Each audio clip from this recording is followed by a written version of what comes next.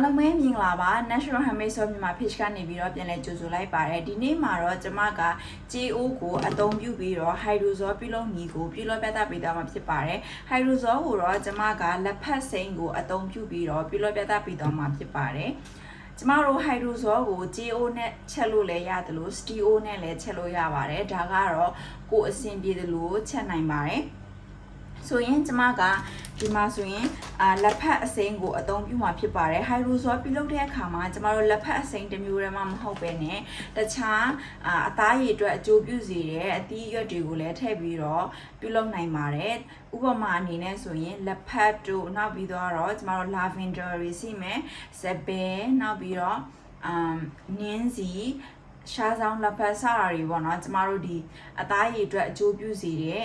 အသီးရွက်တွေကိုအသုံးပြုနိုင်တာဖြစ်ပါတယ် Hydrosol ဆိုတာဘာလဲဘယ်နေရာအတွက်အသုံးပြုတာလဲပေါ့နော် Hydrosol ဆိုတာကကျမတို့ပေါင်းခံပြီးတော့ရလာတဲ့အရည်ကိုဆိုလိုတာဖြစ်ပါတယ်ဒီအိုးနဲ့ကျမတို့ပေါင်းခံပြီးတော့အဆက်လေးတွေပြန်ချလာမယ်အဲ့ဒီအရည်ကိုကျမတို့ကskin care နဲ့သပင်အတွက်အသုံးပြုတဲ့ hair care တွေမှာပြန်ပြီးတော့အသုံးပြုလေးရှိပါတယ်သပင်အတွက်ဆိုရင်ကျမတို့ shampoo တွေလုပ်တဲ့အခါမှာကိုယ့်ရဲ့ခေါင်းလျှော်ရည်ကိုပို့ပြီးတော့တာရှည်ခံစေတဲ့သူတွေအတွက်ဆိုရင်ကျမတို့ဒီ Hydrosol ကိုသုံးမယ်ဆိုရင်ပို့ပြီးတော့တင့်တော်ပါတယ်ဒါကတော့တဘာဝပစ္စည်းကိုအခြေခံပြီးပြုလုပ်တဲ့သူတွေဆိုရင်ကျမတို့ Hydrosol ကိုအသုံးပြုကြတာဖြစ်ပါတယ်ကျမဆိုရင်သပင်ပိုင်းကိုတိတ်ပြီးတော့မလုပ်ဖြစ်ဘူး skin care ဘိုင်းကိုပို့လို့ဖြစ်တယ်ကျမဆိုရင်ဒီ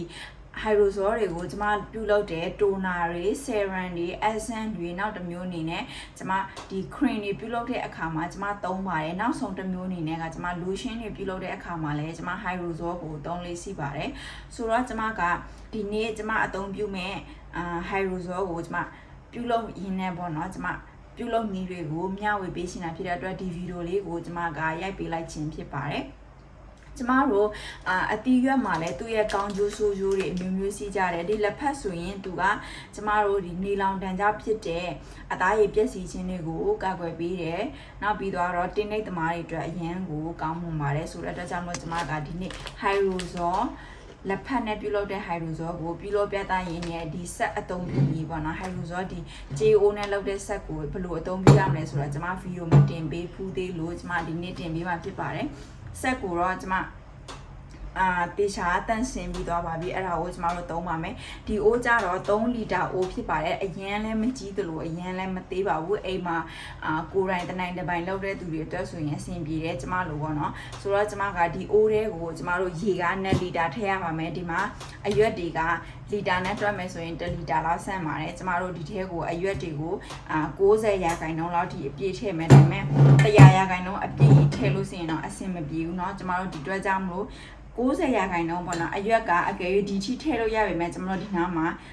ဟာကွက်လေးစီးနေအောင်လို့ကျွန်တော်တို့ဒီနားမှာနည်းနည်းလေးခြံထားမယ်အဲ့ဒါဆိုတော့ကျွန်တော်တို့90ရာခိုင်နှုန်းလောက်ပဲထည့်မယ်เนาะအရွက်ကိုဒီထဲမှာအရွက်ထည့်ရပါမယ်ဒီထဲမှာအရည်ထည့်ရမှာဖြစ်ပါတယ်ဆိုတော့ကျွန်မအရင်ဦးဆုံးအနေနဲ့အရည်ကိုထည့်ပြပါမယ်အရွက်ကိုထည့်ပြပါမယ်ဒီထဲကိုကျွန်တော်တို့အရွက်ထည့်ပါမယ်ကျွန်မဒီနေ့Hydrosol လောက်တော့ကျွန်မလက်အိတ်မထည့်တော့ဘူးเนาะ။ဘာကြောင့်လဲဆိုတော့ကျွန်မထိတွေ့မဲ့ပစ္စည်းတွေကအရန်ကိုမများဘူးဆိုတဲ့အတွက်ကြောင့်တော့ကျွန်မလက်အိတ်မထည့်လေအဆင်ပြေတယ်။ဒါပေမဲ့ကိုယ့်လက်ကိုတော့ဒီဓာတ်တွေမကင်ခင်မှာတေးချာဆေးထားဖို့တော့လိုတယ်เนาะ။ဆိုတော့ကျွန်မတို့ဒါကိုဒီထဲကိုထည့်လိုက်ပါမယ်လက်ဖက်ကလေကျမ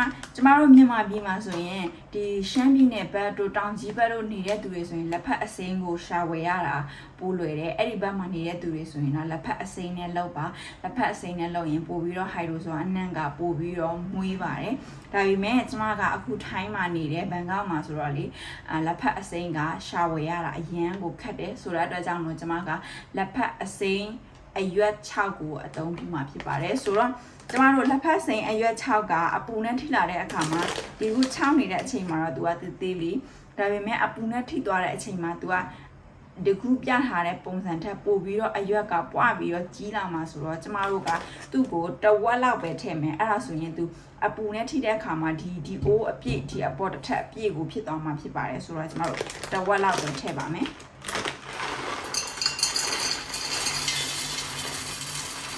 Again, la pat same how at the child did the child is so very similar. Lavender, no, lavender, shazam la pat do not be dwaro. Tomorrow the Nancy ban a child do so in through a young would the la pala a yamagila or punet tea castle in Tamaroga goes a yak and no tell you about okay, la pat a child dome so in Tamaroga. The walla be teba, okay, a Susan and goes a yak I know the laughty tell you no. ဒါကိုလောင်းထည့်လိုက်ပါမယ်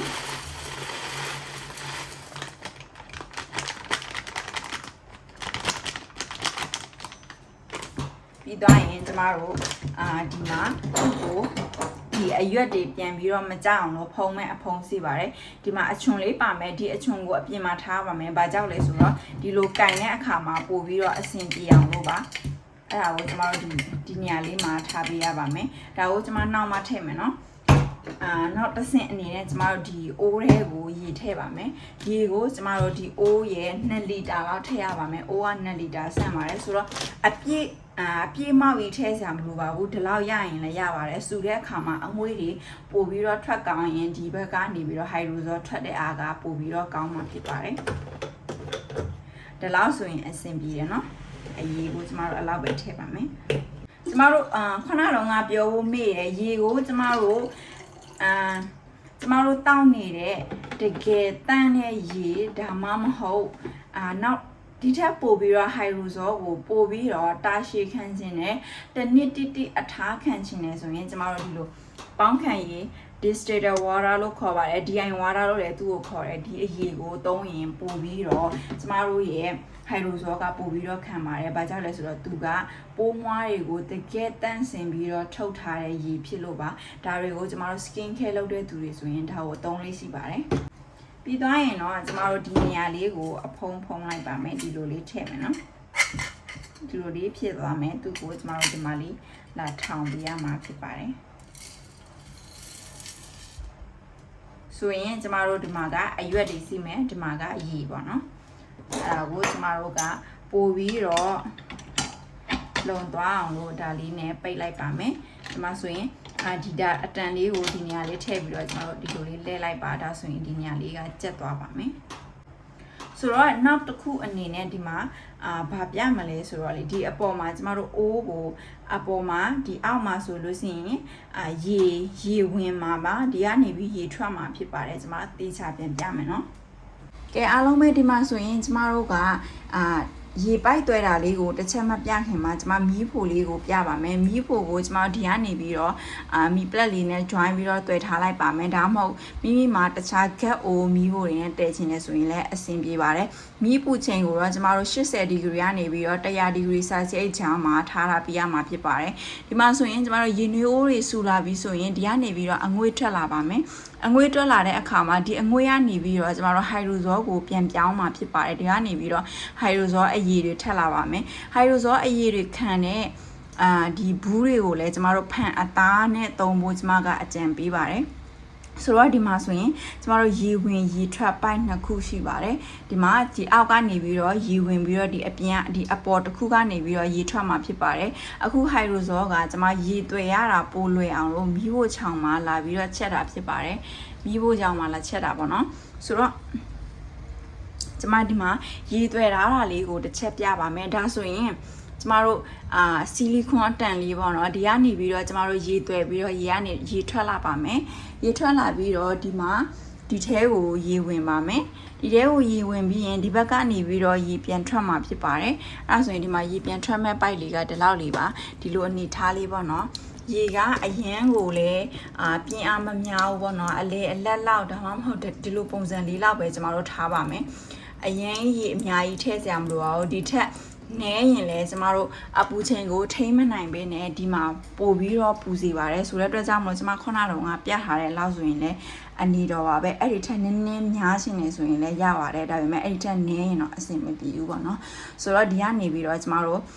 Hydrosol တွေထွက်လာပါမယ်ဒါကိုကျမတို့ဆက်ချင်းအပိုင်းမှာတော့နိုင်ဝက်ခန့်လောက်တော့စောက်ပေးရပါတယ်တချို့အိုးတွေဆိုရင်ကျမတို့မိနစ်40လောက်ထိတော့စောက်ပေးရတယ်เนาะဒီ Hydrosol အရည်ထွက်မလို့ပါ ဒီကြေးနဲ့လောက်တဲ့ hydrosol အိုးတွေဆိုရင်เนาะကျမတို့တစ်ခါတလေမှာတချို့အရွက်တွေဆိုရင် lavender တို့နောက်ပြီးတော့ zeppelin တို့နဲ့ချက်တဲ့အခါမှာ essential oil လိုမျိုးအဆီလေးတွေထွက်လာတတ်ပါတယ်အဲ့ဒါကအနှံ့မှာအဲ့ဒါကိုကျမတို့ essential oil အတွက်ပြန်ပြီးတော့လည်းအသုံးပြုနိုင်ပါတယ်ဒါပေမဲ့ကျမဒီနေ့ချက်တဲ့လက်ဖက်ဆိုရင်အဆီထွက်တာအရန်နဲ့တဲ့အသီးရွက်တွေဆိုရင်တော့ hydrosol တစ်မျိုးပဲထွက်ပါတယ်ဒါကိုကျမတို့က4နိုင်ခန့်လောက်တည်ပြရမှာဖြစ်ပါတယ်အများဆုံးကတော့6နိုင်တိတည်နိုင်ပါတယ်အကယ်၍မိမိကနေပြီးတော့ hydrosol ရဲ့အနှစ်သာရကိုပို့ပြီးတော့လူချင်နေဆိုရင်2နိုင်ခွဲလောက်ကြာတဲ့အခါမှာအချိန်2နိုင်ခွဲလောက်ကြာတဲ့အခါမှာကျမတို့ကအရွက်ကိုအတစ်တစ်ခေါက်ပြန်လဲပြီးတော့ရေလဲကြမလို့ပဲနဲ့ကျမတို့6နိုင်ဒါမှမဟုတ်9နိုင်ပြည့်တဲ့အထီကိုထပ်ပြီးတော့ချက်နိုင်ပါတယ်ဒါဆိုရင်ကျမ hydrosol ထွက်တဲ့အခါမှာတစ်ခေါက်ပြန်ပြပေးပါမယ်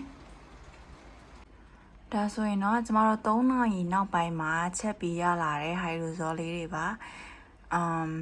အရင်တော့မများသေးပါဘူးကျမထပ်ပြီးတော့စောက်လိုက်ပါဦးမယ်